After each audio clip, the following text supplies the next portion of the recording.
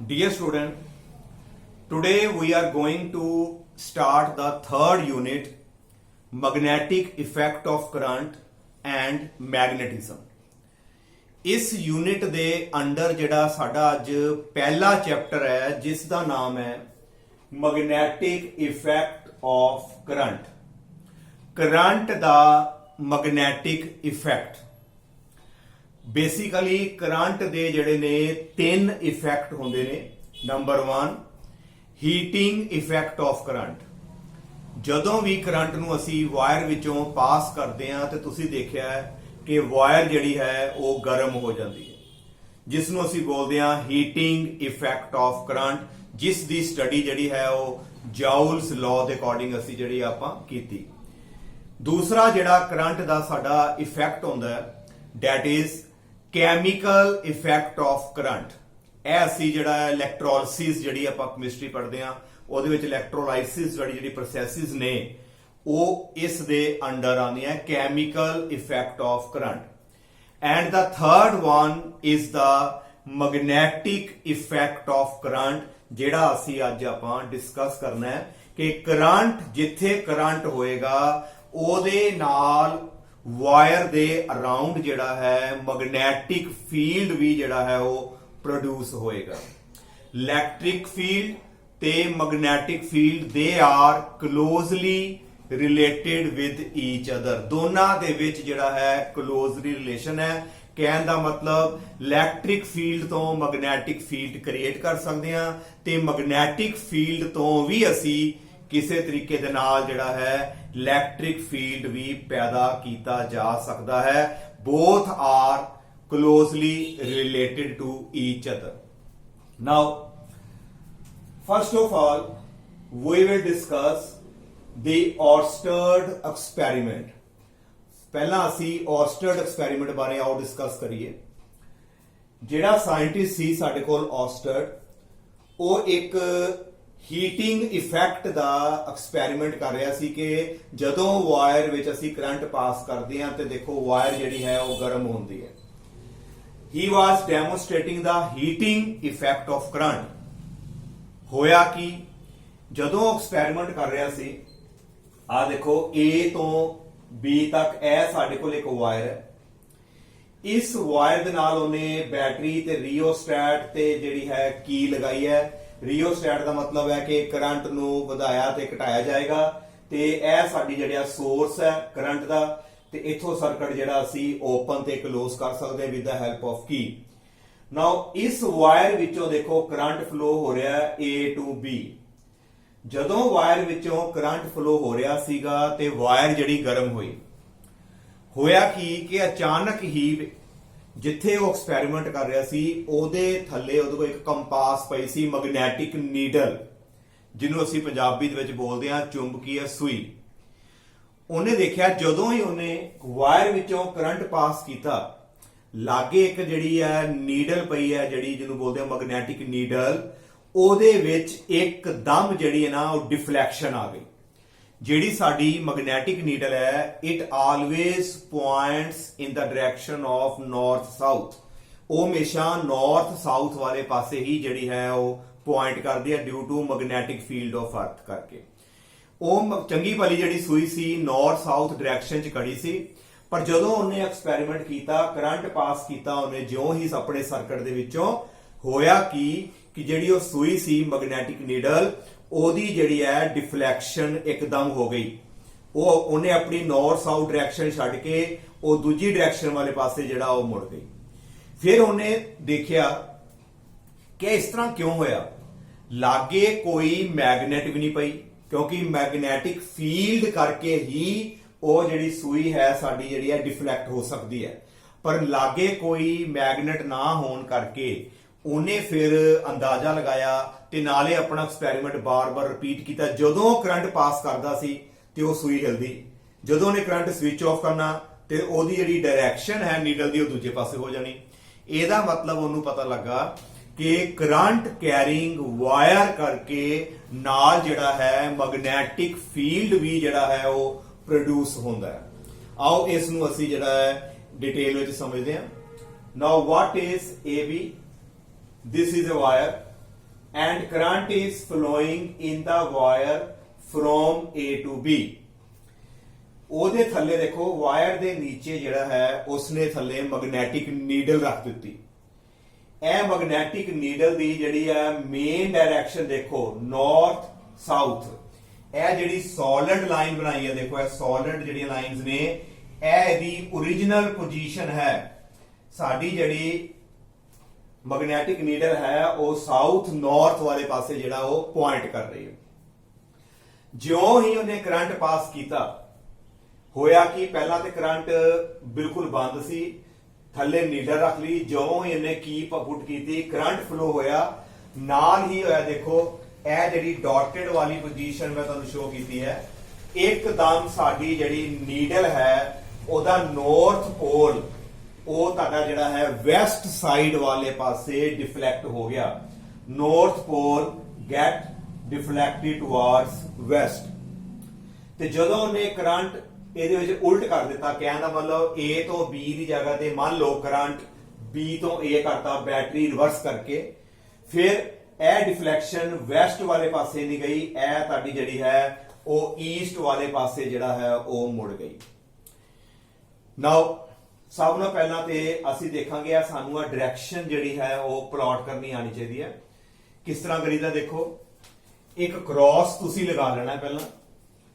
ਇੱਕ ਪਾਸੇ ਜਿਹੜਾ ਰਾਈਟ ਸਾਈਡ ਹੈ ਤੁਹਾਡਾ ਜਿਹੜਾ ਕਾਪੀ ਦਾ ਰਾਈਟ ਸਾਈਡ, ਉੱਥੇ ਤੁਸੀਂ ਈਸਟ ਵੈਸਟ ਨਾਰਥ ਤੇ ਜਿਹੜਾ ਹੈ ਸਾਊਥ ਲਿਖਣਾ ਹੈ।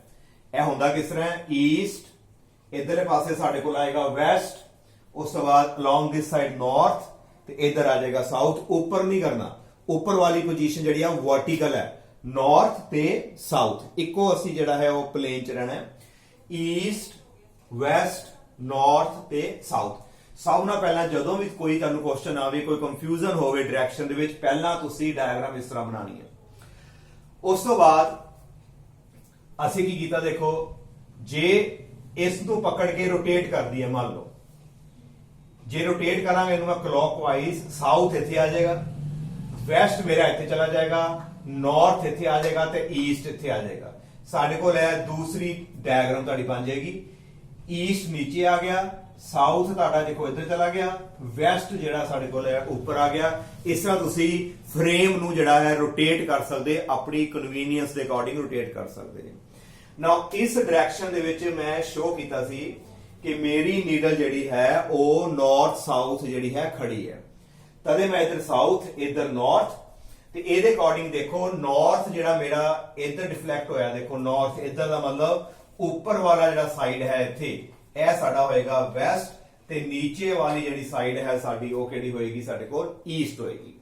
ਇਹਦਾ ਮਤਲਬ ਯਾਦ ਰੱਖਣਾ ਹੈ ਕਿ ਜਦੋਂ ਵੀ ਕਰੰਟ ਕੈਰਿੰਗ ਵਾਇਰ ਦੇ ਨੀਅਰ ਤੁਸੀਂ ਕੋਈ ਮੈਗਨੈਟਿਕ ਨੀਡਲ ਰੱਖੋਗੇ ਤੇ ਮੈਗਨੈਟਿਕ ਨੀਡਲ ਜਿਹੜੀ ਹੈ ਉਹਦੇ ਵਿੱਚ ਡਿਫਲੈਕਸ਼ਨ ਆਏਗੀ, ਪਰ ਕਿਸ ਡਾਇਰੈਕਸ਼ਨ ਦੇ ਵਿੱਚ ਜਿਹੜੀ ਹੈ ਉਹ ਨੀਡਲ ਮੂਵ ਕਰੇਗੀ ਉਹਦਾ ਅਸੀਂ ਜਿਹੜਾ ਹੈ ਡਾਇਰੈਕਸ਼ਨ ਨੂੰ ਯਾਦ ਰੱਖਣ ਵਾਸਤੇ ਇੱਕ ਮੈਂ ਰੂਲ ਲਿਖਣ ਲੱਗਾ ਹਾਂ, ਜਿਸ ਦਾ ਨਾਮ ਹੈਗਾ ਸਾਡੇ ਕੋਲ, ਨੋਟ ਕਰ ਲੈਣਾ, that is called snow rule। ਇਹਦੇ ਨਾਲ ਅਸੀਂ ਡਿਫਲੈਕਸ਼ਨ ਆਫ ਨੀਡਲ ਦੀ ਡਾਇਰੈਕਸ਼ਨ ਜਿਹੜੀ ਹੈ ਅਸੀਂ ਫਾਈਂਡ ਆਊਟ ਕਰਾਂਗੇ। ਕਿਹੜਾ ਰੂਲ ਹੈ? Snow rule. ਇਹ ਸਾਰੇ ਲੈਟਰ ਤੁਸੀਂ ਜਿਹੜੇ ਨੇ ਕੈਪੀਟਲ ਲਿਖਣੇ ਆ। ਨਾਓ ਵਾਟ ਇਜ਼ ਸਨੋ ਰੂਲ? ਉਹਨੂੰ ਧਿਆਨ ਨਾਲ ਦੇਖਣਾ। if the current is flowing in the wire from south to north, S ਦਾ ਮਤਲਬ south, N ਦਾ ਮਤਲਬ north। ਦੇਖੋ ਇਹ south ਹੈ, ਇਹ ਸਾਡਾ north, ਤੇ ਇਹ ਸਾਡੀ ਜਿਹੜੀ ਹੈ ਵਾਇਰ, ਤੇ ਕਰੰਟ ਦੀ ਜਿਹੜੀ ਹੈ ਡਾਇਰੈਕਸ਼ਨ ਕਿੱਧਰ ਨੂੰ ਹੈ? ਦੇਖੋ A to B, ਕਹਿਣ ਦਾ ਮਤਲਬ ਹੈ south to north। ਦੇਖੋ ਧਿਆਨ ਨਾਲ, ਇਹ ਸਾਡੀ ਵਾਇਰ, ਥੱਲੇ ਨੀਡਲ ਪਈ ਹੈ, ਤੇ ਕਰੰਟ ਜਿਹੜਾ ਫਲੋ ਕਰ ਰਿਹਾ ਹੈ ਸਾਊਥ ਟੂ ਨਾਰਥ। ਇਹ ਯਾਦ ਰੱਖਣਾ ਹੈ। If the current is flowing in the wire in such a direction, ਕਿਹੜੀ ਡਾਇਰੈਕਸ਼ਨ ਹੈ? from south to north, and wire is over the needle, ਤੇ ਜਿਹੜੀ ਵਾਇਰ ਸਾਡੀ ਹੈ ਨੀਡਲ ਦੇ ਉੱਪਰ ਹੈ, and wire is over the needle, needle ਥੱਲੇ ਹੈ, ਵਾਇਰ ਉੱਪਰ ਹੈ, and wire is over the needle, then what will happen? The north pole of the magnetic needle will deflect it towards west side. ਸਾਡਾ ਜਿਹੜਾ north pole ਹੈ ਉਹ ਤੁਹਾਡਾ ਜਿਹੜਾ ਹੈ west ਵਾਲੇ ਪਾਸੇ ਜਿਹੜਾ ਉਹ deflect ਕਰ ਜਾਏਗਾ। ਆ ਦੇਖੋ ਮੈਂ ਪਹਿਲਾਂ ਹੀ ਸਮਝਾਇਆ ਸੀ, ਫਿਰ ਸੁਣੋ। If the current is flowing from south to north, ਜੇ current south to north ਆ ਰਿਹਾ ਹੈ and wire is over the needle, then the north pole of the needle will deflect it towards west. ਉਹ ਤੁਹਾਡਾ ਜਿਹੜਾ ਹੈ west ਵਾਲੇ ਪਾਸੇ ਜਿਹੜਾ ਉਹ ਮੁੜ ਜਾਏਗਾ। ਤੇ ਜੇ ਇਨ ਕੇਸ ਕੋਈ ਪ੍ਰੋਬਲਮ ਦੇ ਵਿੱਚ ਤੁਹਾਨੂੰ ਪੁੱਛਿਆ ਜਾਂਦਾ ਹੈ ਕਿ ਨੀਡਲ ਕਿੱਧਰ ਜਾਏਗੀ ਤੇ ਕਰੰਟ ਉਹਨੇ ਦਿੱਤਾ ਹੈ ਨਾਰਥ ਟੂ ਸਾਊਥ, ਅਸੀਂ ਸਾਊਥ ਟੂ ਨਾਰਥ ਦੇ ਅਕੋਰਡਿੰਗ ਰੂਲ ਤਿਆਰ ਕੀਤਾ ਹੈ, ਤੇ ਜੇ ਉਹ ਕਹਿੰਦਾ ਹੈ ਨਾਰਥ ਟੂ ਸਾਊਥ ਤੇ ਤੁਸੀਂ ਇੱਥੇ ਜਿਹੜਾ ਹੈ ਵੈਸਟ ਦੀ ਜਗ੍ਹਾ ਦੇ ਉੱਤੇ ਤੁਸੀਂ ਈਸਟ ਲਿਖ ਦੇਣਾ ਹੈ ਕਿ ਜਿਹੜਾ ਸਾਡਾ ਨੀਡਲ ਹੈ ਉਹ ਤੁਹਾਡੀ ਈਸਟ ਵਾਲੇ ਪਾਸੇ ਜਿਹੜਾ ਨਾਰਥ ਪੋਲ ਹੈ ਉਹ ਈਸਟ ਵਾਲੇ ਪਾਸੇ ਉਹ ਡਿਫਲੈਕਟ ਹੋ ਜਾਏਗਾ। ਆਈ ਥਿੰਕ ਤੁਹਾਨੂੰ ਇਹ ਰੂਲ ਜਿਹੜਾ ਹੈ ਇਹ ਕਲੀਅਰ ਹੋ ਗਿਆ। ਇੱਕ ਰੂਲ ਹੋਰ ਹੈ ਸਵੀਮਿੰਗ ਰੂਲ, ਅੰਪੀਅਰਸ ਸਵੀਮਿੰਗ ਰੂਲ। ਉਹਦੇ ਅਕੋਰਡਿੰਗ ਵੀ ਜਿਹੜਾ ਹੈ ਅਸੀਂ ਨੀਡਲ ਦੀ ਜਿਹੜੀ ਆ ਡਾਇਰੈਕਸ਼ਨ ਹੈ ਡਿਫਲੈਕਸ਼ਨ ਵਾਲੀ ਆਪਾਂ ਉਹਦੇ ਨਾਲ ਵੀ ਫਾਈਂਡ ਆਊਟ ਕਰ ਸਕਦੇ ਹਾਂ। ਪਰ ਮੇਨਲੀ ਤੁਸੀਂ ਬੇਟਾ ਆਹ ਰੂਲ ਲਗਾ ਕੇ ਜਿਹੜੀ ਹੈ ਉਹਦੀ ਡਾਇਰੈਕਸ਼ਨ ਜਿਹੜੀ ਹੈ ਸ਼ੋ ਕਰਨੀ ਹੈ, ਤੇ ਇਹ ਰੂਲ ਸਿਰਫ ਤੇ ਸਿਰਫ ਲੱਗੇਗਾ ਸਿਰਫ ਤੇ ਸਿਰਫ ਔਸਟਰਡ ਐਕਸਪੈਰੀਮੈਂਟ ਦੇ ਵਿੱਚ ਮੈਗਨੈਟਿਕ ਨੀਡਲ ਜਿਹੜੀ ਹੈ ਉਹਦੀ ਡਿਫਲੈਕਸ਼ਨ ਵਾਸਤੇ। ਉਸ ਤੋਂ ਇਲਾਵਾ ਇਹ ਰੂਲ ਅਸੀਂ ਕਿਤੇ ਨਹੀਂ ਲਗਾਣਾ। ਬਾਕੀ ਜਿੰਨੇ ਵੀ ਸਾਡੇ ਆਰਟੀਕਲਸ ਆਣਗੇ ਉਹਦੇ ਵਿੱਚ ਅਸੀਂ ਜੋ ਅਸੀਂ +1 ਦੇ ਵਿੱਚ ਰਾਈਟ ਹੈਂਡ ਥੰਬ ਰੂਲ ਵਗੈਰਾ ਪੜ੍ਹੇ ਨੇ, ਮੈਕਸਵੈਲ ਸਕਰੂ ਰੂਲ, ਉਹ ਵਗੈਰਾ ਅਸੀਂ ਲਗਾਵਾਂਗੇ। ਤੇ snow rule it is only for deflection in the needle, needle ਦੀ ਡਿਫਲੈਕਸ਼ਨ ਵਾਲਾ ਰੂਲ ਸਨੋ ਰੂਲ। ਨਾਓ ਇਸ ਸਾਰੇ ਐਕਸਪੈਰੀਮੈਂਟ ਤੋਂ ਪਤਾ ਲੱਗ ਗਿਆ ਕਿ ਇਲੈਕਟ੍ਰਿਸਿਟੀ ਤੋਂ ਮੈਗਨੈਟਿਕ ਫੀਲਡ ਕ੍ਰੀਏਟ ਹੋ ਸਕਦਾ ਹੈ। ਔਸਟਰਡ ਸਾਇੰਟਿਸਟ ਤੋਂ ਬਾਅਦ ਇੱਕ ਸਾਇੰਟਿਸਟ ਹੋਰ ਆਇਆ, ਉਹਦਾ ਨਾਮ ਹੈ ਫੈਰਾਡੇ। ਉਹਨੇ ਆ ਕੇ ਦੇਖਿਆ ਜੇ ਇਲੈਕਟ੍ਰਿਸਿਟੀ ਤੋਂ ਮੈਗਨੈਟਿਕ ਫੀਲਡ ਕ੍ਰੀਏਟ ਹੋ ਸਕਦਾ ਹੈ, ਕੀ ਮੈਗਨੈਟਿਕ ਫੀਲਡ ਤੋਂ ਇਲੈਕਟ੍ਰਿਕ ਫੀਲਡ ਨਹੀਂ ਕ੍ਰੀਏਟ ਹੋ ਸਕਦਾ? ਉਹਨੇ ਵੀ ਆ ਕੇ ਜਿਹੜਾ ਇੱਕ ਰਿਵਰਸ ਪ੍ਰੋਸੈਸ ਕੀਤੀ, ਉਹਨੇ ਆਪਣੇ ਲਾਜ਼ ਬਣਾਏ, ਉਹਨੂੰ ਅਸੀਂ ਬੋਲਦੇ ਹਾਂ ਫੈਰਾਡੇ ਲਾਜ਼ ਆਫ ਇਲੈਕਟ੍ਰੋਮੈਗਨੈਟਿਕ ਇੰਡਕਸ਼ਨ, ਜਿਹਦੇ ਵਿੱਚ ਮੈਗਨੈਟਿਕ ਫੀਲਡ ਤੋਂ ਇਲੈਕਟ੍ਰਿਕ ਫੀਲਡ ਕ੍ਰੀਏਟ ਕਰਨਾ ਹੈ। ਇੱਥੇ ਕੀ ਸੀ? ਇਲੈਕਟ੍ਰਿਸਿਟੀ ਹੈ, ਉਥੋਂ ਮੈਗਨੇਟਿਜ਼ਮ, ਉਹਨੇ ਮੈਗਨੇਟਿਜ਼ਮ ਤੋਂ ਜਿਹੜਾ ਹੈ ਉਹ ਇਲੈਕਟ੍ਰਿਸਿਟੀ ਜਿਹੜੀ ਕ੍ਰੀਏਟ ਕੀਤੀ। ਇਹਦਾ ਮਤਲਬ ਦੋਨਾਂ ਦੇ ਵਿੱਚ ਕਲੋਜ਼ ਰਿਲੇਸ਼ਨਸ਼ਿਪ ਹੈ, ਇੱਕ ਦੂਸਰੇ ਤੋਂ ਦੋਨੋਂ ਪੈਦਾ ਕੀਤੇ ਜਾ ਸਕਦੇ ਨੇ। ਨਾਓ ਇੱਕ ਪੁਆਇੰਟ ਤੁਸੀਂ ਨੋਟ ਕਰਨਾ ਜਿਹੜਾ ਬਹੁਤ ਹੀ ਜ਼ਿਆਦਾ ਇੰਪੋਰਟੈਂਟ ਹੈ। ਅਸੀਂ ਪੜਿਆ ਸੀ ਇਲੈਕਟ੍ਰਿਕ ਫੀਲਡ ਬਾਰੇ ਕਿ ਇਲੈਕਟ੍ਰਿਕ ਫੀਲਡ ਕੀ ਹੈ? ਇੱਕ ਚਾਰਜ ਦੇ ਅਰਾਊਂਡ ਸਪੇਸ, ਜਿੱਥੋਂ ਤੱਕ ਉਸ ਚਾਰਜ ਦਾ ਜਿਹੜਾ ਇਫੈਕਟ ਹੈ ਉਹ ਦੇਖਿਆ ਜਾ ਸਕਦਾ ਹੈ, that is the electric field. Electric field is the space ਕਿਹਦੇ ਅਰਾਊਂਡ ਸੀਗੀ? ਚਾਰਜ ਪਾਰਟੀਕਲ, ਕਿ ਜਿੱਥੋਂ ਤੱਕ ਉਹਦਾ ਜਿਹੜਾ ਇਫੈਕਟ ਅਸੀਂ ਜਿਹੜਾ ਹੈ ਦੇਖ ਸਕਦੇ ਹਾਂ। ਮੰਨ ਲਓ ਵੀ ਆ ਸਾਡੇ ਕੋਲ ਕੋਈ ਚਾਰਜ ਪਾਰਟੀਕਲ ਹੈ ਤੇ ਆ ਉਹਦੇ ਅਰਾਊਂਡ ਕੀ ਹੈਗਾ ਸਾਡੇ ਕੋਲ? Electric field. Now this is a electric field. ਇਹਦਾ ਮਤਲਬ ਇਲੈਕਟ੍ਰਿਕ ਫੀਲਡ ਜਿਹੜਾ ਹੈ ਉਹਨੂੰ ਪੈਦਾ ਕਰਨ ਵਾਲਾ ਚਾਰਜ ਪਾਰਟੀਕਲ ਹੈ। ਇਹ ਚਾਰਜ ਪਾਰਟੀਕਲ ਭਾਵੇਂ ਰੈਸਟ ਵਿੱਚ ਹੋਵੇ ਭਾਵੇਂ ਮੋਸ਼ਨ 'ਚ ਹੋਵੇ, ਇਲੈਕਟ੍ਰਿਕ ਫੀਲਡ ਇਹਨੇ ਕ੍ਰੀਏਟ ਕਰਨਾ ਹੈ। ਕਹਿਣ ਦਾ ਮਤਲਬ ਇਹ ਚਾਰਜ ਪਾਰਟੀਕਲ ਰੈਸਟ ਵਿੱਚ ਵੀ ਹੋ ਸਕਦਾ ਹੈ ਤੇ ਆ ਚਾਰਜ ਪਾਰਟੀਕਲ ਜਿਹੜਾ ਹੈ ਮੋਸ਼ਨ 'ਚ ਹੋਏ ਭਾਵੇਂ, ਤੇ ਸਾਡੇ ਕੋਲ ਜਿਹੜਾ ਹੈ ਇਲੈਕਟ੍ਰਿਕ ਫੀਲਡ ਜਿਹੜਾ ਹੈ ਇਹਦੇ ਅਰਾਊਂਡ ਪੈਦਾ ਹੋਏਗਾ ਹੀ ਹੋਏਗਾ।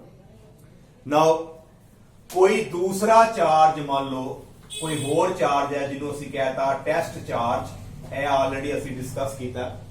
ਜੇ ਕੋਈ ਟੈਸਟ ਚਾਰਜ ਇਸ ਇਲੈਕਟ੍ਰਿਕ ਫੀਲਡ ਦੇ ਅੰਦਰ ਆ ਜਾਏ ਤੇ ਇਸ ਟੈਸਟ ਚਾਰਜ ਉੱਪਰ ਜਿਹੜੀ ਹੈ ਅਸੀਂ ਪੜਿਆ ਸੀ ਕਿ ਫੋਰਸ ਲੱਗਦੀ ਹੈ F is equal to Q naught E। ਇਸ ਚਾਰਜ ਉੱਪਰ ਜਿਹੜੀ ਫੋਰਸ ਲੱਗਦੀ ਹੈ ਇਲੈਕਟ੍ਰਿਕ ਫੀਲਡ ਕਰਕੇ, ਇਹ ਤੁਸੀਂ ਆਲਰੇਡੀ ਜਿਹੜਾ ਆਪਾਂ ਡਿਸਕਸ ਕੀਤਾ ਹੈ ਕਿ ਕੋਈ ਵੀ ਚਾਰਜ ਪਾਰਟੀਕਲ, ਹੁਣ ਯਾਦ ਕਰਨ ਵਾਲੀ ਗੱਲ ਹੈ, ਭਾਵੇਂ ਚਾਰਜ ਪਾਰਟੀਕਲ ਰੈਸਟ ਵਿੱਚ ਹੈ, ਭਾਵੇਂ ਚਾਰਜ ਪਾਰਟੀਕਲ ਮੋਸ਼ਨ 'ਚ ਹੈ, ਇਹਦੇ ਅਰਾਊਂਡ ਇਲੈਕਟ੍ਰਿਕ ਫੀਲਡ ਰਹੇਗਾ। ਤੇ ਹੋਰ ਕੋਈ ਚਾਰਜ ਇਹਦੇ ਫੀਲਡ ਦੇ ਅੰਦਰ ਵੜਿਆ ਤੇ ਉਹਦੇ ਉੱਪਰ ਕੀ ਲੱਗਦੀ ਹੈ? ਫੋਰਸ ਐਕਟ ਹੁੰਦੀ ਹੈ। ਹੁਣ ਇਹ ਫੋਰਸ ਐਕਟ ਕਿਉਂ ਹੁੰਦੀ ਹੈ? ਕਿਉਂਕਿ ਜਦੋਂ ਆਹ ਵਾਲਾ ਜਿਹੜਾ ਚਾਰਜ ਹੈ, ਟੈਸਟ ਚਾਰਜ ਮੇਰਾ ਇਹਦੇ ਅੰਦਰ ਆ ਗਿਆ, ਇਹਦੇ ਵੀ ਆਲੇ ਦੁਆਲੇ ਇਹਦਾ ਆਪਣਾ ਇਲੈਕਟ੍ਰਿਕ ਫੀਲਡ ਹੁੰਦਾ ਹੈ। ਆਹ ਇਲੈਕਟ੍ਰਿਕ ਫੀਲਡ Q ਦਾ, ਤੇ ਜਿਹੜਾ ਚਾਰਜ ਇਹਦੇ ਇਲੈਕਟ੍ਰਿਕ ਫੀਲਡ ਦੇ ਅੰਡਰ ਆ ਗਿਆ ਉਹਦਾ ਵੀ ਆਪਣਾ ਇਲੈਕਟ੍ਰਿਕ ਫੀਲਡ ਹੈ।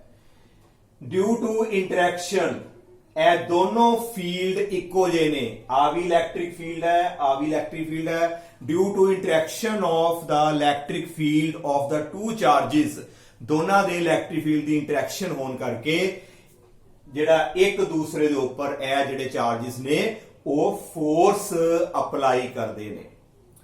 ਹੁਣ ਆ ਚਾਰਜ ਰੈਸਟ 'ਚ ਹੋਵੇ ਫਿਰ ਵੀ ਇਹਦੇ ਆਲੇ ਦੁਆਲੇ ਫੀਲਡ ਰਹਿਣਾ ਹੈ। ਇਹ ਵਾਲਾ ਚਾਰਜ ਜਿਹੜਾ ਸੈਕੰਡ ਹੈ ਮੋਸ਼ਨ 'ਚ ਹੋਵੇ ਫਿਰ ਵੀ ਇਹਦੇ ਆਲੇ ਦੁਆਲੇ ਫੀਲਡ ਰਹਿਣਾ ਹੈ। ਕਹਿਣ ਦਾ ਮਤਲਬ ਆ ਚਾਰਜ ਭਾਵੇਂ ਇਲੈਕਟ੍ਰਿਕ ਫੀਲਡ ਦੇ ਅੰਦਰ ਰੈਸਟ ਵਿੱਚ ਹੈ, ਭਾਵੇਂ ਦੂਜਾ ਚਾਰਜ ਜਿਹੜਾ ਹੈ Q0 ਅੰਦਰ ਮੋਸ਼ਨ 'ਚ ਹੈ, ਇਹਦੇ ਉੱਪਰ ਹਮੇਸ਼ਾ ਹੀ ਫੋਰਸ ਐਕਟ ਕਰੇਗੀ ਕਿਉਂਕਿ ਇਹਦਾ ਹਮੇਸ਼ਾ ਇਲੈਕਟ੍ਰਿਕ ਫੀਲਡ ਰਹੇਗਾ ਤੇ ਦੂਜੇ ਇਲੈਕਟ੍ਰਿਕ ਫੀਲਡ ਦੇ ਨਾਲ ਇੰਟਰੈਕਸ਼ਨ ਹੋਏਗੀ ਤੇ ਫੋਰਸ ਦੋਨਾਂ ਦੇ ਉੱਪਰ ਜਿਹੜੀ ਹੈ ਉਹ ਐਕਟ ਕਰੇਗੀ। ਇਹ ਪੁਆਇੰਟ ਤੁਸੀਂ ਮਾਈਂਡ 'ਚ ਰੱਖਣਾ ਹੈ ਕਿ ਕੋਈ ਵੀ ਚਾਰਜ ਇਲੈਕਟ੍ਰਿਕ ਫੀਲਡ ਦੇ ਅੰਦਰ ਵੜੇ, ਭਾਵੇਂ ਉਹ ਰੈਸਟ ਵਿੱਚ ਹੋਵੇ ਤੇ ਭਾਵੇਂ ਮੋਸ਼ਨ 'ਚ ਹੋਵੇ, ਉਹਦੇ ਉੱਪਰ ਫੋਰਸ ਜਿਹੜੀ ਹੈ ਉਹ ਜ਼ਰੂਰ ਲੱਗੇਗੀ। ਨਾਓ ਜੇ ਅਸੀਂ ਮੈਗਨੈਟਿਕ ਫੀਲਡ ਦੀ ਗੱਲ ਕਰਦੇ ਹਾਂ, ਮੈਗਨੈਟਿਕ ਫੀਲਡ ਨੂੰ ਪੈਦਾ ਕਰਨ ਵਾਲਾ ਕੌਣ ਹੈ? Current carrying wire. ਜਿੱਥੇ ਕਰੰਟ ਹੋਏਗਾ ਉੱਥੇ ਮੈਗਨੈਟਿਕ ਫੀਲਡ ਜਿਹੜਾ ਪੈਦਾ ਹੋਣਾ। ਹੁਣੇ ਅਸੀਂ ਡਿਸਕਸ ਕੀਤਾ ਔਸਟਰਡ ਐਕਸਪੈਰੀਮੈਂਟ 'ਚ ਕਿ ਕਰੰਟ ਕੈਰਿੰਗ ਵਾਇਰ ਕਰਕੇ ਮੈਗਨੈਟਿਕ ਫੀਲਡ ਜਿਹੜਾ ਹੈ ਉਹ ਪੈਦਾ ਹੁੰਦਾ ਹੈ। ਜੇ ਕਰੰਟ ਕਰਕੇ ਮੈਗਨੈਟਿਕ ਫੀਲਡ ਪੈਦਾ ਹੁੰਦਾ ਹੈ ਤੇ ਕਰੰਟ ਦੇ ਤਾਂ ਪੈਦਾ ਹੁੰਦਾ ਹੈ ਜੇਕਰ ਚਾਰਜ ਮੋਸ਼ਨ 'ਚ ਹੋਵੇ। ਕਰੰਟ ਕਦੋਂ ਪੈਦਾ ਹੁੰਦਾ ਹੈ? ਜਦੋਂ ਚਾਰਜ ਜਿਹੜਾ ਹੈ ਸਾਡੇ ਕੋਲ ਮੋਸ਼ਨ 'ਚ ਹੋਏ ਤਾਂ ਸਾਡੇ ਕੋਲ ਜਿਹੜਾ ਕਰੰਟ ਪੈਦਾ ਹੋ ਗਿਆ। ਇਟ ਮੀਨਸ ਮੈਗਨੈਟਿਕ ਫੀਲਡ ਨੂੰ ਪੈਦਾ ਕਰਨ ਵਾਸਤੇ charge should be in motion. ਫਿਰ ਸੁਣ ਲਓ, ਇਲੈਕਟ੍ਰਿਕ ਫੀਲਡ ਪੈਦਾ ਕਰਨ ਵਾਸਤੇ ਚਾਰਜ ਭਾਵੇਂ ਰੈਸਟ ਵਿੱਚ ਹੈ ਭਾਵੇਂ ਮੋਸ਼ਨ 'ਚ ਹੈ, ਇਲੈਕਟ੍ਰਿਕ ਫੀਲਡ ਰਹਿਣਾ ਹੈ। ਮੈਗਨੈਟਿਕ ਫੀਲਡ ਤਾਂ ਪੈਦਾ ਹੋਣਾ ਹੈ ਜੇਕਰ ਸਾਡੇ ਕੋਲ ਕਰੰਟ ਹੋਵੇ। ਕਰੰਟ ਤਾਂ ਪੈਦਾ ਹੋਣਾ ਹੈ ਜੇਕਰ ਚਾਰਜ ਸਾਡਾ ਕੱਚ ਹੋਵੇ ਮੋਸ਼ਨ 'ਚ। ਇਹਦਾ ਮਤਲਬ ਮੈਗਨੈਟਿਕ ਫੀਲਡ ਨੂੰ ਪੈਦਾ ਕਰਨ ਵਾਲਾ ਜਿਹੜਾ ਚਾਰਜ ਮੋਸ਼ਨ ਦੇ ਵਿੱਚ ਹੋਣਾ ਜ਼ਰੂਰੀ ਹੈ। ਨਾਓ ਕਮ ਟੂ ਨੈਕਸਟ ਪੁਆਇੰਟ। ਮੰਨ ਲਓ ਵੀ ਇਹ ਸਾਡੇ ਕੋਲ ਕਰੰਟ ਕੈਰਿੰਗ ਕੋਈ ਵਾਇਰ ਹੈ, ਇਹਦੇ ਆਲੇ ਦੁਆਲੇ ਮੰਨ ਲਓ ਵੀ ਆ ਸਾਡੇ ਕੋਲ ਮੈਗਨੈਟਿਕ ਫੀਲਡ ਆਪਾਂ ਵੈਸੇ ਹੀ ਸ਼ੋ ਕੀਤਾ, ਇਹਦੇ ਆਲੇ ਦੁਆਲੇ ਆ ਸਾਡਾ ਮੈਗਨੈਟਿਕ ਫੀਲਡ ਹੈ। ਦਿਸ ਇਜ਼ ਦਾ ਮੈਗਨੈਟਿਕ ਫੀਲਡ। ਕਿਸੇ ਵੀ ਚੀਜ਼ ਨੇ ਮੈਗਨੈਟਿਕ ਫੀਲਡ ਨੂੰ ਪੈਦਾ ਕੀਤਾ। ਨਾਓ ਸਾਡੇ ਕੋਲ ਇੱਥੇ ਇੱਕ ਚਾਰਜ ਪਿਆ ਹੈ ਰੈਸਟ ਵਿੱਚ। ਚਾਰਜ ਮੇਰਾ ਹੈਗਾ ਰੈਸਟ ਵਿੱਚ, ਇੱਥੇ ਮੈਂ ਲਿਖ ਦਿੰਦੇ ਆ। ਇਸ ਮੈਗਨੈਟਿਕ ਫੀਲਡ ਦੇ ਅੰਦਰ ਇੱਕ ਜਿਹੜਾ ਚਾਰਜ ਹੈ ਮੇਰਾ ਰੈਸਟ ਵਿੱਚ ਹੈਗਾ। ਕੀ ਇਸ ਚਾਰਜ ਉੱਪਰ ਕੀ ਮੈਗਨੈਟਿਕ ਫੀਲਡ ਫੋਰਸ ਲਗਾਏਗਾ? ਇਹ ਤੁਸੀਂ ਆਪ ਸੋਚੋ। ਫੋਰਸ ਤਾਂ ਲੱਗਣੀ ਹੈ ਜੇਕਰ ਦੋ ਫੀਲਡ ਆਪਸ ਵਿੱਚ ਇੰਟਰੈਕਟ ਕਰਨ। ਦੋਨੋਂ ਫੀਲਡ ਦੀ ਇੰਟਰੈਕਸ਼ਨ ਹੋਏਗੀ ਤਾਂ ਫੋਰਸ ਲੱਗੇਗੀ ਤੇ ਦੋਨੋਂ ਫੀਲਡ ਦੀ ਨੇਚਰ ਜਿਹੜੀ ਹੈ ਉਹ ਸੇਮ ਹੋਣੀ ਚਾਹੀਦੀ ਹੈ। ਨਾਓ ਇਹ ਸਾਡਾ ਮੈਗਨੈਟਿਕ ਫੀਲਡ, ਇਹ ਤੇ ਮੈਗਨੈਟਿਕ ਫੀਲਡ ਹੈ ਜਿਹੜੀ ਕਰੰਟ ਕੈਰਿੰਗ ਵਾਇਰ ਨੇ ਪੈਦਾ ਕੀਤਾ। ਹੁਣ ਇਹਦੇ ਅੰਦਰ ਇੱਕ ਚਾਰਜ ਪਿਆ ਜਿਹੜਾ ਰੈਸਟ ਵਿੱਚ ਹੈਗਾ ਤੇ ਰੈਸਟ ਵਾਲਾ ਜਿਹੜਾ ਚਾਰਜ ਹੈ ਉਹ ਮੈਗਨੈਟਿਕ ਫੀਲਡ ਪੈਦਾ ਹੀ ਨਹੀਂ ਕਰੇਗਾ ਕਿਉਂਕਿ ਮੈਗਨੈਟਿਕ ਫੀਲਡ ਨੂੰ ਪੈਦਾ ਕਰਨ ਵਾਸਤੇ ਚਾਰਜ ਮੋਸ਼ਨ 'ਚ ਹੋਣਾ ਚਾਹੀਦਾ ਹੈ। ਨਾਓ ਇਹ ਤੇ ਮੈਗਨੈਟਿਕ ਫੀਲਡ ਹੋ ਗਿਆ। ਇਸ ਚਾਰਜ ਦੇ ਆਲੇ ਦੁਆਲੇ ਕੋਈ ਮੈਗਨੈਟਿਕ ਫੀਲਡ ਹੀ ਨਹੀਂ ਹੈ, ਸਿਰਫ ਇਹਦਾ ਆਪਣਾ ਇਲੈਕਟ੍ਰਿਕ ਫੀਲਡ ਹੋਏਗਾ ਤੇ ਮੈਗਨੈਟਿਕ ਤੇ ਇਲੈਕਟ੍ਰਿਕ ਦਾ ਕੋਈ ਮਤਲਬ ਨਹੀਂ, ਕੋਈ ਇਹਨਾਂ ਦੀ ਇੰਟਰੈਕਸ਼ਨ ਨਹੀਂ, ਸੇਮ ਨੇਚਰ ਹੋਣੀ ਚਾਹੀਦੀ ਹੈ। Now this is the magnetic field ਤੇ ਜਿਹੜਾ ਚਾਰਜ ਅੰਦਰ ਰੱਖਿਆ ਰੈਸਟ ਵਿੱਚ, ਇਹਦਾ ਆਪਣਾ ਕੋਈ ਮੈਗਨੈਟਿਕ ਫੀਲਡ ਨਾ ਹੋਣ ਕਰਕੇ ਇਸ ਚਾਰਜ ਉੱਪਰ ਜਿਹੜੀ ਫੋਰਸ ਲੱਗੇਗੀ ਕਿ ਨਹੀਂ ਲੱਗੇਗੀ? that force will be equal to 0. No force will be experienced by that charge particle which is at rest because it has no its own magnetic field. ਇਹਦਾ ਆਪਣਾ magnetic field ਨਹੀਂ ਹੈ. Now ਜੇਕਰ ਆਹ ਚਾਰਜ ਪਾਰਟੀਕਲ ਅੰਦਰ rest ਵਿੱਚ ਨਹੀਂ ਹੈ, ਮੰਨ ਲਓ ਇਹ ਵੀ ਚਾਰਜ ਪਾਰਟੀਕਲ ਜਿਹੜਾ ਹੈ ਵੈਲੋਸਿਟੀ v ਦੇ ਨਾਲ ਮੰਨ ਲਓ ਮੂਵ ਕਰ ਰਿਹਾ ਹੈ, ਮੈਗਨੈਟਿਕ ਫੀਲਡ ਦੇ ਅੰਦਰ ਵੈਲੋਸਿਟੀ v ਦੇ ਅਕੋਰਡਿੰਗ ਜਿਹੜਾ ਹੈ ਇਹ ਮੂਵ ਕਰ ਰਿਹਾ, ਦੈਨ ਜਦੋਂ ਇਹ ਚਾਰਜ ਪਾਰਟੀਕਲ ਅੰਦਰ ਮੂਵ ਕਰੇਗਾ ਤੇ ਇਹਦੇ ਅਰਾਊਂਡ ਵੀ ਇੱਕ ਮੈਗਨੈਟਿਕ ਫੀਲਡ ਕ੍ਰੀਏਟ ਹੋਏਗਾ ਕਿਉਂਕਿ ਚਾਰਜ ਪਾਰਟੀਕਲ ਹੁਣ ਮੋਸ਼ਨ 'ਚ ਹੈ। ਇਹਦਾ ਮਤਲਬ ਦੋ ਫੀਲਡ ਹੋ ਗਏ, ਦੋਨਾਂ ਫੀਲਡਸ ਦੀ ਆਪਸ ਵਿੱਚ ਇੰਟਰੈਕਸ਼ਨ ਕਰਕੇ ਇਸ ਚਾਰਜ ਪਾਰਟੀਕਲ ਦੇ ਉੱਪਰ ਹੁਣ ਜਿਹੜੀ ਹੈ ਫੋਰਸ ਐਕਟ ਹੋਏਗੀ। ਇਟ ਮੀਨਸ ਕਿਹੜੇ ਚਾਰਜ ਉੱਪਰ ਫੋਰਸ ਐਕਟ ਹੋਣੀ ਹੈ? ਜਿਹੜਾ ਚਾਰਜ ਪਾਰਟੀਕਲ ਮੈਗਨੈਟਿਕ ਫੀਲਡ ਦੇ ਵਿੱਚ ਸਾਡਾ ਜਿਹੜਾ ਹੈ ਮੋਸ਼ਨ 'ਚ ਹੈ, ਤੇ ਜੇ ਉਹ ਰੈਸਟ ਵਿੱਚ ਹੋਏਗਾ ਤੇ ਫੋਰਸ ਨਹੀਂ ਲੱਗੇਗੀ। ਹੁਣ ਦੋ ਪੁਆਇੰਟ ਤੁਸੀਂ ਜਿਹੜੇ ਆਪਣੇ ਮਾਈਂਡ 'ਚ ਰੱਖਣੇ ਆ। ਇਲੈਕਟ੍ਰਿਕ ਫੀਲਡ ਦੇ ਅੰਦਰ ਇੱਕ ਪਾਸੇ ਇਲੈਕਟ੍ਰਿਕ ਫੀਲਡ ਲੱਗਾ ਹੈ, ਇੱਕ ਪਾਸੇ ਮੈਗਨੈਟਿਕ ਫੀਲਡ ਲੱਗਾ ਹੈ। ਇਲੈਕਟ੍ਰਿਕ ਫੀਲਡ ਅੰਦਰ ਚਾਰਜ ਪਾਰਟੀਕਲ ਰੈਸਟ ਵਿੱਚ ਹੈ, ਮੈਗਨੈਟਿਕ ਫੀਲਡ ਦੇ ਅੰਦਰ ਵੀ ਚਾਰਜ ਪਾਰਟੀਕਲ ਸਾਡਾ ਰੈਸਟ ਵਿੱਚ ਹੈ, ਤੇ ਇਹਦੇ ਉੱਪਰ ਫੋਰਸ ਲੱਗੇਗੀ ਇਲੈਕਟ੍ਰਿਕ ਫੀਲਡ ਵਾਲੇ ਕੇਸ 'ਚ, ਮੈਗਨੈਟਿਕ ਫੀਲਡ ਵਾਲੇ ਕੇਸ 'ਚ ਫੋਰਸ ਨਹੀਂ ਲੱਗੇਗੀ। ਹੁਣ ਇਲੈਕਟ੍ਰਿਕ ਫੀਲਡ ਵਾਲਾ ਚਾਰਜ ਮੋਸ਼ਨ 'ਚ ਹੈ, ਮੈਗਨੈਟਿਕ ਫੀਲਡ ਵਾਲਾ ਚਾਰਜ ਵੀ ਸਾਡਾ ਜਿਹੜਾ ਹੈ ਉਹ ਵੀ ਮੋਸ਼ਨ 'ਚ ਹੈ, ਤੇ ਹੁਣ ਹੋ ਸਕਦਾ ਹੈ ਦੋਨਾਂ ਦੇ ਉੱਪਰ ਜਿਹੜੀ ਹੈ ਉਹ ਫੋਰਸ ਲੱਗੇਗੀ। ਇਲੈਕਟ੍ਰਿਕ ਫੀਲਡ ਉੱਪਰ ਤੇ ਡੈਫੀਨੇਟਲੀ ਲੱਗੇਗੀ, ਤੇ ਜਿਹੜਾ ਮੈਗਨੈਟਿਕ ਫੀਲਡ ਹੈ ਉਹਦੇ ਉੱਪਰ ਵੀ ਜਿਹੜੀ ਹੈ ਫੋਰਸ ਐਕਟ ਹੋ ਸਕਦੀ ਹੈ। ਕੁਝ ਹੋਰ ਫੈਕਟਰ ਵੀ ਨੇ ਜਿਨ੍ਹਾਂ ਬਾਰੇ ਅਸੀਂ ਹੋਰ ਜਿਹੜਾ ਅੱਗੇ ਹੁਣ ਡਿਸਕਸ ਕਰਨ ਜਾ ਰਹੇ ਹਾਂ। ਨਾਓ the force acting on a charge particle in the magnetic field, मैं लाइन लिख देना है, force acting on charge particle in magnetic field, वो केड़े केड़े फैक्टर ऊपर डिपेंड करती है। Force acting on charge particle in magnetic field is directly proportional to, number एक पहली गल ते डिपेंड करती है चार्ज दे मैग्नीट्यूड दे ऊपर। जेड़े चार्ज ऊपर फोर्स लग रही है ओदे मैग्नीट्यूड दे ऊपर जिहड़ी है वो फोर्स जिहड़ी है साडी डिपेंड करती है। जिन्ना चार्ज दा मैग्नीट्यूड ज्यादा होएगा ओनी ज्यादा फोर्स जिहड़ी है वो चार्ज पार्टिकल दे ऊपर लगेगी। This is the first point. यह सारा असी एक्सपेरिमेंटली फाइंड आउट किया। ते जे न्यूट्रॉन की गल करिए, हुण आपे सोचो न्यूट्रॉन एंटर कर गया मैग्नेटिक फील्ड के अंदर, बेटा ध्यान नाल सोचो न्यूट्रॉन के उत्ते कोई भी चार्ज ही नहीं है। जे न्यूट्रॉन न्यूट्रल है, कोई चार्ज ही नहीं है, जे चार्ज नहीं है तो ਇਹਦੇ ਉੱਪਰ कोई फोर्स नहीं लगेगी। ਕਿਹੜਾ पार्टिकल है ਜਿਹਦੇ ਉੱਤੇ मैग्नेटिक फील्ड ਵਿੱਚ फोर्स नहीं एक्ट करती? That is neutron. Why क्यों नहीं एक्ट करती? Because neutron is a neutral charge, अपना पार्टिकल है, कोई भी ਇਹਦੇ ਉੱਪਰ चार्ज नहीं है। दूसरा ਜਿਹੜਾ ਸਾਡੇ ਕੋਲ फैक्टर ਸੀਗਾ, that is force is directly proportional to V sin theta. Force जिहड़ी है V sin थीटा दे डायरेक्टली प्रोपोर्शनल है। Now what is V sin theta? मैं इत्थे लिख देना V sin थीटा साडा जिहड़ा है कंपोनेंट है, कादा कंपोनेंट? वेलोसिटी दा, जिहड़ा चार्ज पार्टिकल है ओदी वेलोसिटी दा कंपोनेंट जिहड़ा परपेंडिकुलर टू मैग्नेटिक फील्ड।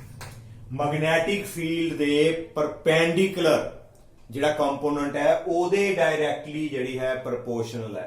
कहने दा मतलब देखो बेटा इस तरह, मान लो इधरले पासे साडा मैग्नेटिक फील्ड लगा, मैग्नेटिक फील्ड नू कैपिटल B दे नाल असीं रिप्रेजेंट करांगे। इलैक्ट्रिक फील्ड बारे बेटा तुसीं जाणदे जे, ओनू E नाल लिखदे रहे हां, ते मैग्नेटिक फील्ड वास्ते सिंबल असीं यूज करांगे कैपिटल B। मान लो magnetic field is long this side and charge particle जिहड़ा है वो इस डायरेक्शन च मूव कर रहा है विद वेलोसिटी। चार्ज पार्टिकल इस डायरेक्शन च जा रहा है at an angle theta. Magnetic field इस डायरेक्शन च लगा है ते चार्ज पार्टिकल जिहड़ा है तुहाडा ओदे एंगल थीटा ते जिहड़ा है वेलोसिटी v नाल मूव कर रहा है। ਇਹਦੇ दो कंपोनेंट ਕਿਹੜੇ ਹੋਣਗੇ? जिस पासे एंगल बनता है वो वाला आ गया v cos थीटा ते दूसरा जिहड़ा बिल्कुल ਇਹਦੇ परपेंडिकुलर होएगा that is your v sin theta. इस कंपोनेंट ਕਿਹੜਾ कंपोनेंट है जिहड़ा मैग्नेटिक फील्ड दे परपेंडिकुलर है ते जिहड़ी साडी फोर्स है इस कंपोनेंट दे डायरेक्टली प्रोपोर्शनल है। It depend upon v sin theta. ਇਹਦੇ ਉੱਪਰ ਜਿਹੜਾ ਹੈ ਸਾਡੀ ਜਿਹੜੀ ਹੈ ਫੋਰਸ ਮੈਗਨੈਟਿਕ ਫੋਰਸ ਜਿਹੜੀ ਹੈ ਉਹ ਡਿਪੈਂਡ ਕਰਦੀ ਹੈ। Now the third one is this force is directly proportional to b। ਇਹ ਜਿਹੜੀ ਫੋਰਸ ਹੈ ਮੈਗਨੈਟਿਕ ਫੀਲਡ ਦੀ ਸਟਰੈਂਥ ਦੇ ਉੱਪਰ ਵੀ ਡਿਪੈਂਡ ਕਰਦੀ ਹੈ। Now magnetic force depends on 3 factor, ਇੱਕ ਚਾਰਜ, ਇੱਕ v sin थीटा ਤੇ ਇੱਕ ਮੈਗਨੈਟਿਕ ਫੀਲਡ ਦੀ ਸਟਰੈਂਥ। ਜਿੰਨਾ ਮੈਗਨੈਟਿਕ ਫੀਲਡ ਸਟਰੋਂਗ ਲਗਾਓਗੇ ਓਨੀ ਜਿਹੜੀ ਹੈ ਚਾਰਜ ਪਾਰਟੀਕਲ ਉੱਪਰ ਫੋਰਸ ਵੀ ਸਾਡੀ ਜਿਹੜੀ ਹੈ ਉਹ ਜ਼ਿਆਦਾ ਜਿਹੜੀ ਹੈ ਉਹ ਐਕਟ ਜਿਹੜੀ ਹੈ ਉਹ ਕਰੇਗੀ। ਨਾਓ ਇਹਨਾਂ ਤਿੰਨਾਂ ਫੈਕਟਰਸ ਨੂੰ ਅਸੀਂ ਜਿਹੜਾ ਹੈ ਅਸੀਂ ਕੰਬਾਈਨ ਕਰ ਦਿੰਦੇ ਆ and we get F proportional to ਇੱਕ Q ਆ ਗਿਆ, V ਨਾਲ ਅਸੀਂ B ਲਗਾ ਲਿਆ ਤੇ ਨਾਲ ਅਸੀਂ ਲਿਖ ਦਿੱਤਾ sin थीटा। देखो Q V ਤੇ B ਇਕੱਠਾ ਕਰ ਲਿਆ, ਅਖੀਰ ਵਿੱਚ ਨਾਲ ਅਸੀਂ ਲਗਾ ਦਿੰਦੇ ਹਾਂ sin थीटा। ਤੇ ਜਦੋਂ ਅਸੀਂ ਪ੍ਰੋਪੋਰਸ਼ਨਲ ਦਾ ਨਿਸ਼ਾਨ ਹਟਾਵਾਂਗੇ ਸਾਡੇ ਕੋਲ ਇੱਕ ਕਾਂਸਟੈਂਟ ਆਫ ਪ੍ਰੋਪੋਰਸ਼ਨੈਲਿਟੀ ਆਏਗਾ that is equal to K and that is equal to QVB। now we get sin theta and K the value ਜਿਹੜੀ ਹੈ ਅਸੀਂ ਜਦੋਂ ਫਾਈਂਡ ਕੀਤੀ ਐਕਸਪੈਰੀਮੈਂਟਲੀ ਸਾਡੇ ਕੋਲ K ਦੀ ਵੈਲਿਊ ਆਈ 1। ਇਹਦਾ ਮਤਲਬ ਸਾਡੇ ਕੋਲ ਜਿਹੜਾ ਹੈ ਫਾਰਮੂਲਾ ਕੀ ਬਣ ਗਿਆ F equal to QVB sin theta। This is a formula to calculate the force on a charged particle when it enter in the magnetic field at an angle theta with velocity v। फिर सुनो, this represents the force acting on a charged particle when it enter in the magnetic field at an angle theta with velocity v। ਉਦੋਂ charge particle ਦੇ ਉੱਪਰ ਜਿਹੜੀ ਹੈ ਉਹ force act ਕਰੇਗੀ। ਨਾਓ ਇਹਦੇ ਵਿੱਚ ਅਸੀਂ ਕੇਸ ਫਸਟ ਡਿਸਕਸ ਕਰੀਏ। ਇਫ v0 ਕਹਿਣ ਦਾ ਮਤਲਬ ਮੰਨ ਲਓ ਵੀ ਚਾਰਜ ਪਾਰਟੀਕਲ ਰੈਸਟ ਵਿੱਚ ਹੈ। ਜੇ ਚਾਰਜ ਪਾਰਟੀਕਲ ਰੈਸਟ ਵਿੱਚ ਹੈ ਮੈਗਨੈਟਿਕ ਫੀਲਡ ਤੇ ਇਹ ਫੀਲਡ ਬਾਹਰੋਂ ਲੱਗਿਆ ਹੋਇਆ ਹੈ, ਇਹਦੇ ਅੰਦਰ ਚਾਰਜ ਪਾਰਟੀਕਲ ਕੱਚ ਹੈ ਰੈਸਟ ਵਿੱਚ ਤੇ ਜੇ ਉਹ ਰੈਸਟ ਵਿੱਚ ਹੈ ਤੇ ਉਹਦੀ ਵੈਲੋਸਿਟੀ ਕਿੰਨੀ ਹੋਏਗੀ 0। ਤੇ ਜੇ ਵੈਲੋਸਿਟੀ 0 ਪੁੱਟ ਕਰੋਗੇ ਇੱਥੇ ਦੈਨ ਸਾਡੇ ਕੋਲ ਸਾਰਾ ਹੀ ਕਿੰਨਾ ਆ ਜਾਏਗਾ 0। ਇਹਦਾ ਮਤਲਬ ਜਿਹੜਾ ਚਾਰਜ ਪਾਰਟੀਕਲ ਰੈਸਟ ਵਿੱਚ ਹੈ ਉਹਦੇ ਉੱਤੇ ਮੈਗਨੈਟਿਕ ਫੀਲਡ ਦੇ ਅੰਦਰ ਫੋਰਸ ਐਕਟ ਨਹੀਂ ਕਰੇਗੀ। ਕਿਉਂ ਨਹੀਂ ਕਰੇਗੀ? ਮੈਂ ਪਹਿਲਾਂ ਵੀ ਡਿਸਕਸ ਕੀਤਾ ਸੀ ਕਿ ਜਿਹੜਾ ਚਾਰਜ ਪਾਰਟੀਕਲ ਹੈ ਹੀ ਰੈਸਟ ਵਿੱਚ ਉਹਦਾ ਆਪਣਾ ਕੋਈ ਮੈਗਨੈਟਿਕ ਫੀਲਡ ਨਹੀਂ ਹੈ ਤੇ ਜੇ ਆਪਣਾ ਫੀਲਡ ਨਹੀਂ ਹੈ ਤੇ ਦੂਜੇ ਫੀਲਡ ਦੇ ਨਾਲ ਉਹਦੇ ਇੰਟਰੈਕਸ਼ਨ ਹੀ ਨਹੀਂ ਕਰਨਾ, ਇਸ ਕਰਕੇ ਉਹਦੇ ਉੱਪਰ ਜਿਹੜੀ ਹੈ ਫੋਰਸ ਐਕਟ ਨਹੀਂ ਕਰੇਗੀ। ਦੂਸਰਾ ਜਿਹੜਾ ਸਾਡੇ ਕੋਲ ਪੁਆਇੰਟ ਹੈ ਡਿਸਕਸ ਕਰਨ ਦਾ, ਕੇਸ ਨੰਬਰ 2। ਮੰਨ ਲਓ ਸਾਡੇ ਕੋਲ Q0 ਹੈ। ਜੇ Q0 ਹੈ ਮੰਨ ਲਓ ਵੀ ਚਾਰਜ ਪਾਰਟੀਕਲ ਦੀ ਜਗ੍ਹਾ ਤੇ ਅਸੀਂ ਨਿਊਟਰੋਨ ਨੂੰ ਐਂਟਰ ਕਰਾਤਾ। ਜੇ Q0 ਹੋਏਗਾ ਇੱਥੇ 0 ਪੁੱਟ ਕਰਨ ਦੇ ਨਾਲ ਸਾਰਾ ਹੀ ਸਾਡੇ ਕੋਲ 0 ਹੋਏਗਾ। ਦੈਟ ਇਜ਼ ਫੋਰਸ ਸਾਡੇ ਕੋਲ ਕਿੰਨੀ ਆਏਗੀ 0। ਇਹਦਾ ਮਤਲਬ ਜਿਹੜਾ ਚਾਰਜ ਪਾਰਟੀਕਲ ਅੰਦਰ ਰੈਸਟ ਵਿੱਚ ਹੈ ਤਾਂ ਵੀ ਫੋਰਸ 0 ਤੇ ਜੇ ਸਾਡੇ ਕੋਲ ਕੋਈ ਐਸਾ ਪਾਰਟੀਕਲ ਅੰਦਰ ਐਂਟਰ ਕਰਵਾਤਾ ਉਹਦਾ ਉੱਤੇ ਚਾਰਜ ਹੀ ਨਹੀਂ ਹੈ ਤਾਂ ਵੀ ਸਾਡੀ ਜਿਹੜੀ ਹੈ ਉਹ ਫੋਰਸ ਜਿਹੜੀ ਹੈ ਸਾਡੇ ਕੋਲ ਕਿੰਨੀ ਆਏਗੀ 0 ਆਏਗੀ। ਨਾਓ ਦਾ ਥਰਡ ਵਨ ਕੇਸ ਇਜ਼, ਤੀਸਰਾ ਕੇਸ ਸਾਡੇ ਕੋਲ ਕਿਹੜਾ ਹੈ, ਇਫ v velocity ਜਿਹੜੀ ਹੈ it is parallel to B, ਮਤਲਬ ਜਿੱਧਰ ਨੂੰ ਮੈਗਨੈਟਿਕ ਫੀਲਡ ਹੈ ਉਸੇ ਡਾਇਰੈਕਸ਼ਨ ਦੇ ਵਿੱਚ ਹੀ ਸਾਡੇ ਕੋਲ ਚਾਰਜ ਪਾਰਟੀਕਲ ਮੂਵ ਕਰ ਰਿਹਾ ਹੈ। ਮੰਨ ਲਓ magnetic field is along this side ਤੇ ਚਾਰਜ ਪਾਰਟੀਕਲ ਉਹਦੇ ਬਿਲਕੁਲ ਪੈਰਲਲ ਮੂਵ ਕਰ ਰਿਹਾ, ਮੈਗਨੈਟਿਕ ਫੀਲਡ ਦੀ ਡਾਇਰੈਕਸ਼ਨ 'ਚ ਮੂਵ ਕਰ ਰਿਹਾ। ਦੈਨ ਵਾਟ ਵਿਲ ਹੈਪਨ, ਜੇ ਸੇਮ ਡਾਇਰੈਕਸ਼ਨ 'ਚ ਨੇ ਤੇ ਇਹਦਾ ਮਤਲਬ ਸਾਡੇ ਕੋਲ ਥੀਟਾ ਕਿੰਨਾ ਆਏਗਾ 0, ਕਿਉਂਕਿ same vector same parallel vector ਚ ਐਂਗਲ 0। ਇੱਥੇ ਜਦੋਂ ਅਸੀਂ 0 ਪੁੱਟ ਕਰਾਂਗੇ ਦੈਨ sin 0 ਤੇ sin 0 ਦੀ ਵੈਲਿਊ ਕਿੰਨੀ ਹੁੰਦੀ ਹੈ 0, ਤੇ ਇਹਦਾ ਮਤਲਬ ਸਾਡੇ ਕੋਲ ਜਿਹੜੀ ਹੈ ਫੋਰਸ ਅਗੇਨ ਕਿੰਨੀ ਆਏਗੀ ਸਾਡੇ ਕੋਲ ਉਹ 0 ਆਏਗੀ। ਇਹਦਾ ਮਤਲਬ ਚਾਰਜ ਪਾਰਟੀਕਲ ਮੂਵ ਕਰ ਰਿਹਾ ਹੈ ਪਰ ਉਹਦੀ ਡਾਇਰੈਕਸ਼ਨ ਕਿਸ ਤਰ੍ਹਾਂ ਹੈ, ਮੈਗਨੈਟਿਕ ਫੀਲਡ ਦੇ ਅਲੋਂਗ ਹੈ। then force acting on the charge particle is again 0। ਇਹ ਸਾਡਾ ਤੀਸਰਾ ਕੇਸ ਹੋ ਗਿਆ ਕਿ ਚਾਰਜ ਪਾਰਟੀਕਲ ਉੱਤੇ ਫੋਰਸ ਕਦੋਂ ਨਹੀਂ ਐਕਟ ਹੋਏਗੀ। ਇਹਦਾ ਮਤਲਬ ਜੇ ਚਾਰਜ ਪਾਰਟੀਕਲ ਪੈਰਲਲ ਮੂਵ ਕਰੇ ਉਦੋਂ ਵੀ ਫੋਰਸ ਐਕਟਿੰਗ ਨਹੀਂ ਹੁੰਦੀ। ਤੇ ਚੌਥਾ ਕੇਸ ਅਸੀਂ ਇੱਥੇ ਲਿਖ ਦਿੰਦੇ ਆ, ਮੰਨ ਲਓ ਕਿ ਐਂਟੀ ਪੈਰਲਲ,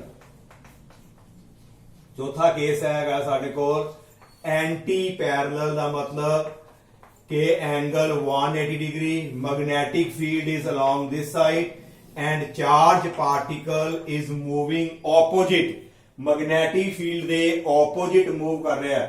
then ਐਂਗਲ ਕਿੰਨਾ ਆਏਗਾ 180 ਤੇ ਇੱਥੇ ਅਸੀਂ 180 ਲਗਾਵਾਂਗੇ ਤੇ sin ਜਿਹੜਾ 180 ਹੈ ਬੇਟਾ ਉਹ ਵੀ ਸਾਡੇ ਕੋਲ ਕਿੰਨਾ 0, ਤੇ ਉਹ 0 ਹੋਣ ਕਰਕੇ ਸਾਡੇ ਕੋਲ ਫੋਰਸ ਕਿੰਨੀ ਆਏਗੀ ਸਾਡੇ ਕੋਲ again it will come out to be 0। ਇਹਦਾ ਮਤਲਬ ਸਾਡੇ ਕੋਲ 4 ਕੇਸਿਸ ਹੋ ਗਏ। ਇੱਕ ਚਾਰਜ ਪਾਰਟੀਕਲ ਰੈਸਟ ਵਿੱਚ ਤਾਂ ਵੀ ਫੋਰਸ ਨਹੀਂ ਲੱਗਣੀ, ਜੇ ਚਾਰਜ ਪਾਰਟੀਕਲ ਬਿਲਕੁਲ ਪੈਰਲਲ ਮੂਵ ਕਰ ਰਿਹਾ ਹੈ ਜਾਂ ਐਂਟੀ ਪੈਰਲਲ ਮੂਵ ਕਰ ਰਿਹਾ ਤਾਂ ਵੀ ਫੋਰਸ ਨਹੀਂ ਲੱਗੇਗੀ। ਪਰ ਜੇ ਚਾਰਜ ਪਾਰਟੀਕਲ ਬਿਲਕੁਲ ਪਰਪੈਂਡੀਕੂਲਰ ਮੂਵ ਕਰੇ, ਮੰਨ ਲਓ ਆ B ਹੈ ਤੇ ਇਸ ਤਰ੍ਹਾਂ ਮੂਵ ਕਰਦਾ ਹੈ ਬਿਲਕੁਲ ਪਰਪੈਂਡੀਕੂਲਰ ਤੇ ਐਂਗਲ ਆਏਗਾ ਸਾਡੇ ਕੋਲ 90 degree, then sin 91 maximum force ਜਿਹੜੀ ਹੈ ਉਹ ਐਕਟ ਹੋਏਗੀ। ਨਾਓ ਇਸ ਤੋਂ ਬਾਅਦ ਮੈਂ ਫਰਦਰ ਜਿਹੜਾ ਹੈ ਨੈਕਸਟ ਲੈਕਚਰ ਵਿੱਚ ਜਿਹੜਾ ਮੈਂ ਡਿਸਕਸ ਕਰਾਂਗਾ। Thank you.